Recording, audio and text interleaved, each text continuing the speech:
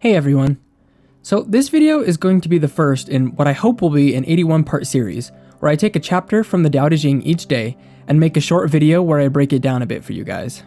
My goal for this series is to upload a chapter every day until I finish the Tao Te Ching, except for Sundays, which are going to be my days off.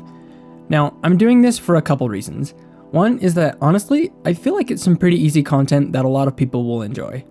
The second reason is I want to try and push myself a little bit to see if I can keep up with the daily uploads. And lastly, my hope is that when this series is completed, I'll have put together a kind of a resource that can act as a bit of a free beginner's guide to the Tao Te Ching for anybody who might find it useful. This way, it can just be kind of sitting there on my channel in a playlist to where people can use it as a way of reading the Tao Te Ching for the first time if they haven't done so already, or they can look up specific chapters that they might have questions about. I think it's kind of an exciting concept overall, and I hope you guys enjoy it. If you haven't read the Tao Te Ching all the way through yet, I would invite you to come with me on this little journey.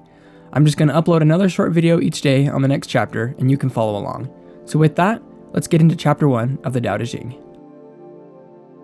The Tao that can be told is not the eternal Tao.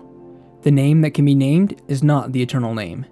The nameless is the beginning of heaven and earth. The named is the mother of the 10,000 things.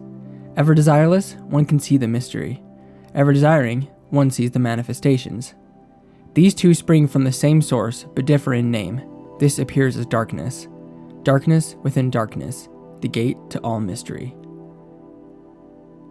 Alright, so this chapter is a little esoteric, so let's go ahead and break it down piece by piece. The Tao that can be told is not the eternal Tao. The name that can be named is not the eternal name. I've heard a lot of people going on about how this passage means that we should never talk or write about Taoism.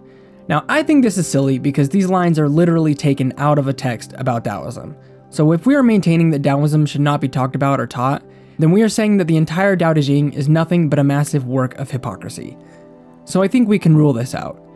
What I think is really being said here is that however well you can describe something, you're never really going to hit it on the head. Because of this, names and descriptions of things are imprecise, especially when we're dealing with something as complex and mysterious as the Tao. I think Lao Tzu, the alleged author of the Tao Te Ching, is basically saying to us that the writings in this book cannot possibly describe the Tao in any sort of adequate way, but are instead there to try and point us in the right direction so that we can get closer to the Tao ourselves, and only then will we be able to really start to understand it. This is true of anything, really. You could have a friend describe the Grand Canyon to you for hours and hours, and you'd never be able to wrap your head around what it's really like as well as you would if you had stood on the edge of the real thing for even just a single minute. Words, names, and descriptions of things are not the things themselves. In order to really understand the thing itself, you have to really experience it in person. How do you experience the Tao? Well, let's look a few lines down. Ever desireless, one can see the mystery. Ever desiring, one sees the manifestations. So one of the main principles of Taoism is this idea of overcoming desire rather than allowing our desires to overcome us. We'll talk about this a lot more in future chapters, but for now, let's focus on these lines. Our values, desires, and perceptions shape the way that we see the world around us. Have you ever noticed that two people can be present for the same event and yet describe it in completely different ways? Well, this is because we human beings are just not very objective in the way we perceive and interpret our environments. Let's take a hypothetical situation of two kids walking down the sidewalk and that they come upon a stray dog. Let's say that one child has a dog at home that he really loves and plays with often, and that he has never had a negative experience with dogs before. Now let's say that the other child has no dog, but once he was bitten by a neighbor's dog so badly that the dog had to literally be pulled off of him. Child number 1 sees this dog and probably perceives an opportunity to enjoy the company of a kind animal. Child number 2 might see this dog and perceive nothing but a threat to his safety. Which child is right? Well, the answer is we don't know because we don't have enough information yet. But now say the dog comes running toward the two children. Child 1, based on his experience, sees a dog coming to play, while child 2 sees a dog running up to attack. Both children are so involved in the story of what they have previously experienced that neither child is able to perceive the possibility of anything else. Neither child is seeing reality. Both are seeing only a replay of a past experience. Taoism tries to teach us to put aside our prejudices, experiences, and desires, and to learn to see things as they truly are. This is certainly not an easy thing to do, but part of it is to acknowledge that you have a predisposition to see the world in a certain way. This is usually a way that legitimizes what you already believe. And I'm not talking about just politics or current events or left versus right or anything like that.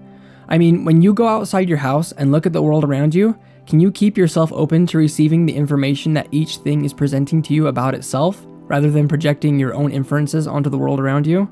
The answer is no, you probably can't, and neither can I for that matter. We just haven't learned to do that yet. This is a process that starts with learning to accept the world, as well as circumstances in your life, for what they really are.